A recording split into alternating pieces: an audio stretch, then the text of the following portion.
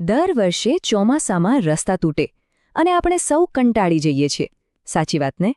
પણ જો એવું કહેવામાં આવે કે એક રસ્તો એવો છે જે ફેક્ટરીના કચરામાંથી બને છે અને છતાં સામાન્ય રસ્તા કરતાં પણ વધારે મજબૂત છે, ચાલો આજે આ જ જબરદસ્ત ટેકનોલોજી વિશે થોડું ઊંડાણપૂર્વક સમજીએ. હવે આ સવાલ સાંભળવામાં થોડો અજીબ લાગી શકે છે, પણ સાચું કહું ને તો આપણી આખી વાતનો આધાર આ જ છે. જરા વિચારો, એક એવો રસ્તો જે દાયકાઓ સુધી ચાલે, જેને વારે વારે રિપેર કરવાની માથાકૂટ જ નહીં, શું આવું બની શકે ખરું? તો સૌથી પહેલાં તો એ સમસ્યાની વાત કરીએ જે આપણા બધાનો કોમન અનુભવ છે. આ કંઈ નવી વાત નથી, જાણે કે દર વર્ષની એક પરંપરા જ બની ગઈ છે. ચોમાસાનો પહેલો વરસાદ પડે ને કે રસ્તા પર ખાડા દેખાવાનું શરૂ. આ ચક્કર તો દર વર્ષે ચાલે છે. આપણે કરોડો રૂપિયા ખર્ચીએ છીએ, પણ પરિણામ શું? ઠેરના ઠેર. હકીકત એ છે કે ડામર અને પથ્થરથી બનેલા આપણા રસ્તાઓ પાણી સામે ટકી જ નથી શકતા. અને જુઓ, અહીં જ આખી ગેમ સમજાય છે. એક બાજુ છે આપણા જૂના પરંપરાગત રસ્તા, જે પથ્થર માટે પહાડો ખોદવા પર આધાર રાખે છે અને વરસાદ આવતા જ તૂટી જાય છે. અને બીજી બાજુ સ્ટીલ સ્લેગના રસ્તા, જે કચરામાંથી બને છે અને પાણી સામે મજબૂતાઈથી ટકી રહે છે.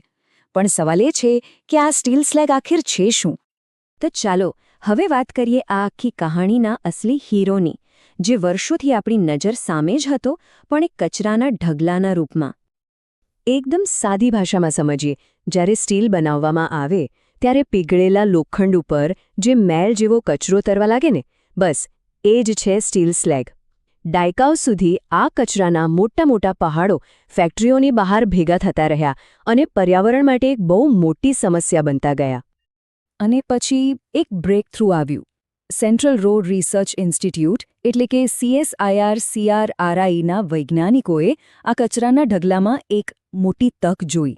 એમણે એક એવી પ્રોસેસ શોધી કાઢી જેનાથી આ નકામા લાગતા સ્લેગને રોડ બનાવવા માટેના એકદમ હાઈ ક્વોલિટી પથ્થરમાં બદલી શકાય.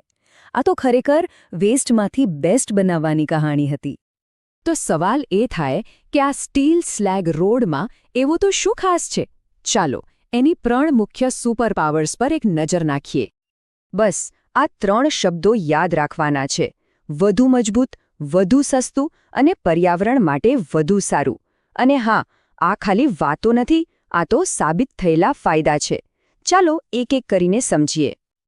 પહેલી સુપર પાવર છે એની સ્ટ્રેન્થ, એની તાકાત. આ રસ્તાઓ છે ને એ સામાન્ય રોડ કરતાં 30% જેટલા પાતળા બનાવી શકાય છે. પણ મજાની વાત એ છે કે પાતળા હોવા છતાં એ ભારેમાં ભારે ટ્રકનો વજન પણ આસાનીથી સહન કરી લે છે.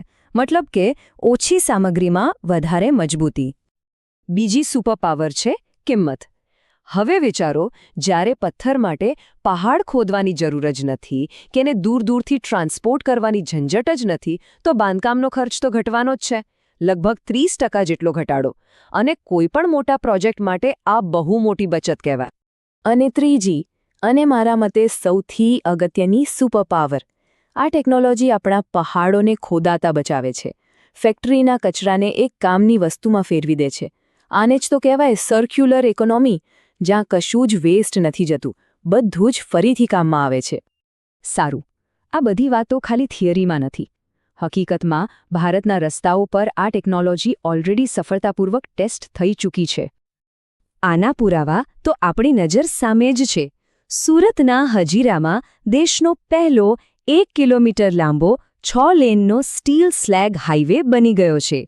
અને એ પણ 2022માં, જે આજે પણ ભારે ટ્રાફિકનો સામનો કરી રહ્યો છે.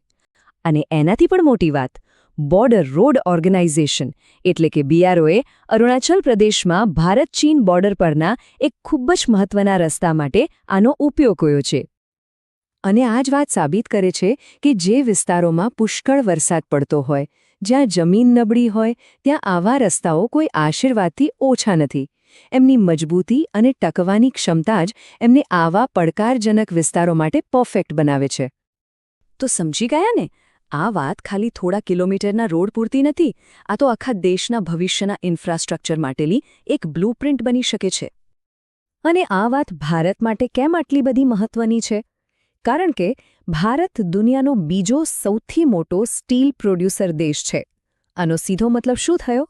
એ જ કે આપણી પાસે સ્ટીલ સ્લેગનો એટલો મોટો ભંડાર છે જે બસ વપરાવાની જ રાહ જોઈ રહ્યો છે. જરા આ આંકડા ઉપર નજર કરો.